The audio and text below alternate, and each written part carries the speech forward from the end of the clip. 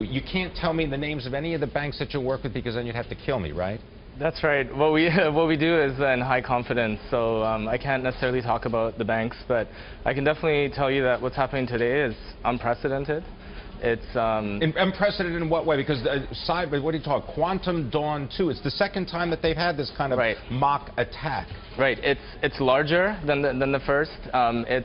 It's done in a way that it's distributed. So one of the key differences is that in Quantum Dawn 1, they had executives sitting in the same boardroom and they were experiencing certain attacks and they were making decisions together.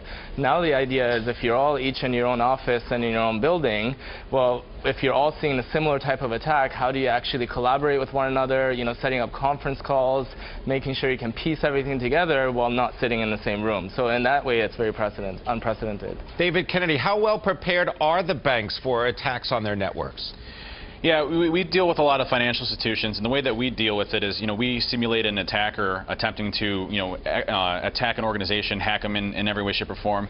And I would say that the financial industry in general is largely unprepared for a large-scale type attack. And, if you look at the financial industry itself, I think it's resonant with this new Quantum Dawn 2. You had over double the numbers. I think the banks are scared right now, and they're trying to figure out what they need to do to try to protect against it.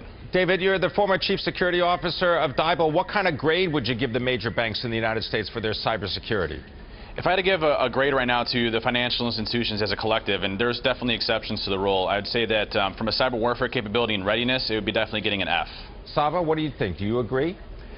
Yeah, I would agree. I would say that every bank has their own strengths and weaknesses, but definitely in terms of staying ahead of the game, I find we're not doing such a good job at that, and we're focusing on one specific threat at a time. So what would be an example of something like this? Yeah, the threat of the year last year was distributed denial of service, which is when a bank is just getting pummeled with requests that are basically going to result in downtime of their applications, their online services. So, up to then... Now, are these services the kind of services that a retail bank client would experience, or is these internal technology systems, or both? Both. It would be both. So you might experience that your online banking is down for a day. You might experience that it's slow. You might experience that you can't log in. So those are the types of disruptions that they try to cause. David Kennedy, is there any real protection against these online threats other than just hitting them back every time it happens? I think there is. The problem I think we face right now in the security industry, and it's not just uniquely the same to financial, it goes to every pretty much industry that there is out there, is security really isn't being taken seriously to protect our information, protect our intellectual property, or protect our financial data to our consumers.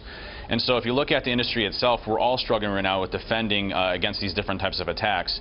And until we make security a very integral part of the business and account for that in risk, you're going to continue to see these large-scale attacks have a major hindrance. And to Saba's point, distributed denial of service is just one attack out of several hundred that a bank or a financial institution can actually experience.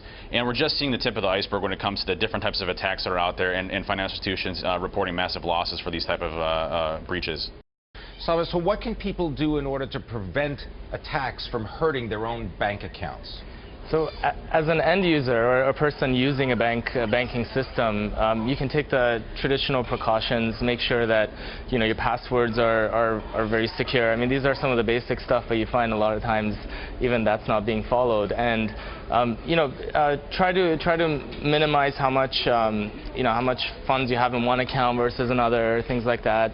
I think really the onus is going to be on the companies, the financial institutions to really make sure they have the controls to protect you, and making sure that their systems are resilient to the type of attacks we're seeing. David Kennedy, who are these hackers that are trying to break into these banks, and is there something to do with bank complexity that aids them in trying to get in?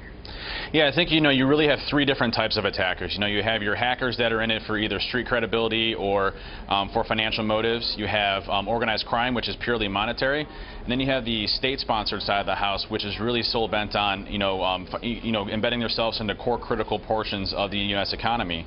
And so if you look at all three of those, they all have different motives, but yet it's still the same thing. Getting into our economy, getting into our infrastructure and our critical infrastructure and causing a muck. And that's what's causing these banks to go bananas right now, is because they really can't figure out how to stop these different types of attacks against all these different types of attackers. And they're all coming from different avenues and facets and capabilities and advances.